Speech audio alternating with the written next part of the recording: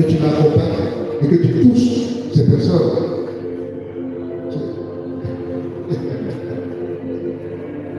Et que tu touches le cœur des personnes pour que ce travail puisse avoir. Elle est fatiguée de l'estrade. Et elle est partie. Après être partie, ce qui s'est passé, c'est que après avoir travaillé pendant 2 mois là-bas, elle est venue, elle dit, mais ce travail-là me plaît trop. Ah, si Dieu pouvait faire, que je reste là-bas. J'ai dit, mais pourquoi Dieu ne m'a pas fait? Est-ce qu'il y a quelque chose qui est trop difficile pour Dieu? Est-ce qu'il y a quelque chose qui est impossible à Dieu? Est-ce qu'il y a quelque chose qui est trop grand à réaliser pour Dieu? Elle dit, berger, toi-même, quand on te parle de toi, on est fou. Je dis, non, je ne suis pas fou. C'est à cause de ce que Dieu est, à cause de ce que Dieu est capable de faire. C'est pas à moi de poser les choses, c'est Dieu qui a bien fait ses preuves. Donc ce n'est pas à moi de passer les obstacles. J'ai dit, le travail te plaît? Elle dit oui. J'ai dit, le cœur, papa, parlons-nous. On s'attrape les mains. Seigneur, tout le travail lui plaît. Je lui ai dit que tu l'aimes personnellement. Fais quelque chose. Je ne sais pas ce que tu vas faire. Quand on a fait le prière, c'est vrai qu'on a prié, mais en réalité, ce travail-là, pour l'avoir, il faut faire d'abord l'École nationale d'administration, et puis il faut espérer qu'on a fait de là-bas. J'ai dit, aïe, c'est tout. J'ai dit, c'est tout. J'ai dit, mais qui a créé là? Plein joie. Au moment où elle et moi, nous étions en train de parler de ça, alors que Dieu est en train de mettre dans le cœur de sa responsable, d'écrire directement au ministère, de dire, on a un travailleur ici qui est tellement efficace, on voudrait le gagner. Un décret ministériel est plus pour un décret ministériel est plus pour elle, et directement, elle est embauchée.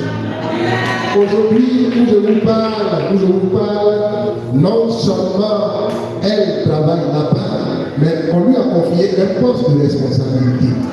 Et comme si ça ne suffisait pas, par le biais d'un de ses collègues, elle fait la connaissance de quelqu'un avec qui elle s'est mariée, ça vous pose.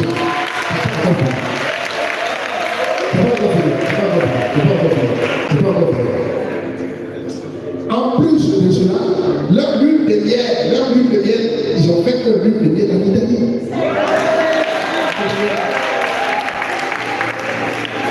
Hey, j'ai dit, Dieu le Père t'aime.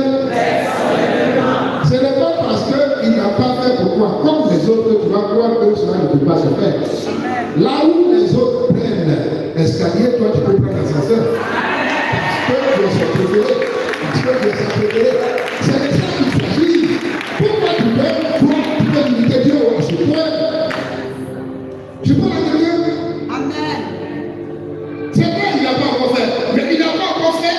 On va s'annoncer pour dire que c'est un témoignage bien. Parce que celui à qui j'ai confié, c'est le Dieu qui est la fidélité. Sa fidélité durera toujours. Oh, qui reste quelque chose.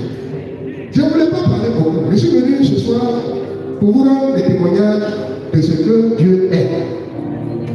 Si je déborde un peu, vous allez me parler. Je vous demanderai de parler. Dieu le Père t'aime personne. Qu'est-ce qui peut me faire penser que Dieu ne m'aime pas? C'est quand je ne connais pas l'amour de Dieu, quand je ne connais pas sa puissance, quand je ne connais pas sa capacité. Elle ne savait pas qu'il a celui qui ouvre le chemin là où nous sommes. Elle ne savait pas qu'avec lui, la gloire de la seconde maison est plus grande que la gloire de la. Hey! Il faut connaître ce que ton papa est. Il faut connaître aussi ce que toi tu es aux yeux de ton papa. Parce que tant qu'un enfant ne sait pas qu'il est le préféré de son papa, il se comportera sous forme d'esclave. Alors que c'est un préféré, c'est un privilégié. L'heure est venue où Dieu veut faire la différence entre ceux qui l'adorent et ceux qui l'adorent. Ceux qui le louent et ceux qui le louent. Deuxième témoignage. Quelquefois, notre manque de foi